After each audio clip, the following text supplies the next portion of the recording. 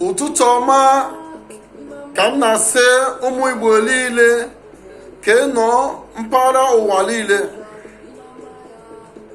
Onye ọnụ na-anụ olu ya ụgbọ bụ Ikechukwu Lawrence Ahanego,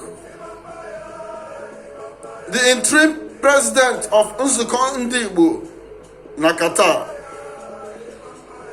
M wetara ọnụ ozi dị mma na-asị n'afọ 2021 a ọ ga-abụrụ ọnụ afọ ọma. Tupu m ga-aga n'iru, m na-ekele ndị bụ m ụzọ wee gbawa ọsọ a, ndị okenye ndị nọ na Qatar. M na-egbupụrụ n'ogbu ka iji na-asọpụrụ ọnụ ndị okenye niile ndị na-enọ na Qatar, ndị bịara na Qatar tupu m bịa Qatar, ndị bụ m ụzọ wee gbawa ọsọ ịchịkọta Igbo niile na Qatar. M na-egbupụrụ n'ogbu igosi na m na-asọpụrụ ọnụ niile. Ụmụ Igbo niile ndị gbago mbọ ka Igbo wee jiri mụọ ofe olu na Qatar, ndị ekele ọnụ niile. Na-egbupụ n'ogbu ndị nze na ndị ọzọ, ndị otu m bụ ndị bụ ndị ozi Chineke. Na-egbupụ n'ogbu igosi na m na-asọpụrụ ọnụ niile. Na-ekele ndị nze ma ndị nọ n'obodo anyị, obodo Naijiria bụ obodo ala Igbo. Na-ekele ndị Igbo niile nọ ngalaba dị iche iche n'ụwa, na-asị na ọ ga-adịrị ọnụ mma, ọ ga-adịrị ọnụ mma. Onye Igbo niile ke na-akwụ n'eziokwu, m na-ekele ọnụ n'ụbọchị taa, na-asị na afọ 2021 a ga-abụrụ n'afọ ọma. M na-asị ọ ga-adịrị ọnụ na mma.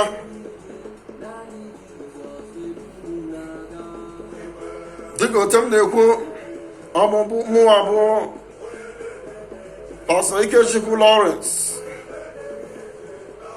the interim president of Nzukọ Ndị Igbo na Qatar. M na-ekele ụmụ Igbo niile na-asị ndụ mmiri ndụ azụ. Ụmụ Igbo niile ọnụ ga-adị ka echi, n'ihi na echi ọ dịghị agwụ agwụ. Ụmụ Igbo ndị a maara bụ ndị jupụtara na amamihe. M na-asị onye na-eme ka ọma ya o mere gawa, onye na-eme ka ọjọọ. Anyị ka malitere afọ ọhụrụ bụ afọ 2021. Lezie onwe gị anya si n'ime ihe ọjọọ pụta. O ji akwa asa arụ ya ọ mara onwe ya. N'ime afọ 2021 a ọ ga-abụrụ ọnụ afọ ọma. Ị bụrụ nwoke ke nọ na Qatar, n'ime afọ 2021 a ọ ga-adịrị gị na mma. Ị bụ onye lụgo nwanyị, nwunye gị ọmụbeghị nwa, ọmụbeghị otu isi chọọ, n'ime afọ 2021 a nwunye gị ga-atụrụ ime wee mụọ siriri werere. M na-ekwubi okwu lelee isi gị na ụmụ Igbo niile ndị nọ mpaghara dị iche iche n'obodo Qatar, ndị nọ mpaghara dị iche iche na all diaspora, ndị nọ mpaghara dị iche iche na ala Biafra land, ndị nọ mpaghara dị iche iche, na-asị na ọ ga-adịrị ọdụ mma, ọ ga-adịrị ọdụ mma. Ụmụ Igbo, m na-akwụ na-ekele all members of Nzukọ Ndị Igbo niile, na-ekelekwe all the whole leaders mpaghara Igbo meetings ndị nọ na Qatar. Na-ekele chairman ndị Anambra, m na-ekele chairman ndị Imo steeti, m na-ekele chairman ndị Enugu, m na-ekele chairman ndị Ebonyi steeti, m na-ekele chairman ndị Abia steeti, na-ekelekwe ndị Delta, ndị mpaghara ebe niile na-asụ Igbo, na-ekelekwe ndị Rivers, mpaghara ebe niile na-asụ Igbo, na-ekelecha ha niile. lasị ụmụ Igbo niile ọ ga-adịrị ọnụ na mma.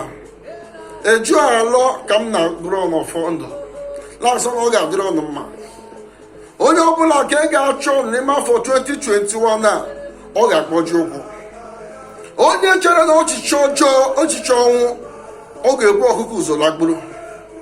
N'ihi na ọchụ nwa ọkụkọ nwada, nwa ọkụkọ nwa ọnwa ọsọ. M na-eji ikikere ka m ji bụrụ onye ozi Chineke, na-ejikwa ikikere ka m eji mee m interim president of nzukọ ndị Igbo Lakata General. Na-ekwubi okwu n'isi gị si na ọ dịrịla gị mma.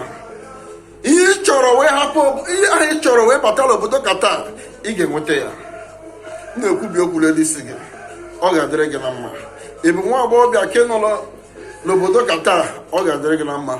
Chineke ga-enye gị ezigbo di. Ị bụ nwa okorobịa ịlụbeghị nwaanyị, Chineke ga-enye gị ezigbo nwaanyị. Ị bụkwa na onye nne onye nna, ị ga-agba aka wee si n'obodo Qatar wee pụọ. Ị ga-enwetarịrị ị chọrọ bịa. M na-agwakwa ụmụnne anyị ndị Igbo laasị n'afọ 2021 a, biko kwụwa aka gị ọtọ.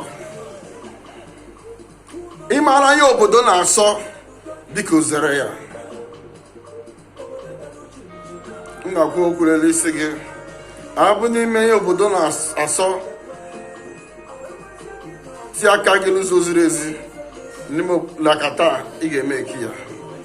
Were na-adụ ndị Igbo niile nọ mpaghara dị iche iche ndụmọdụ lasị ihe ọbụla obodo ọbụla ị gara ya ha na-asọ, zere ha.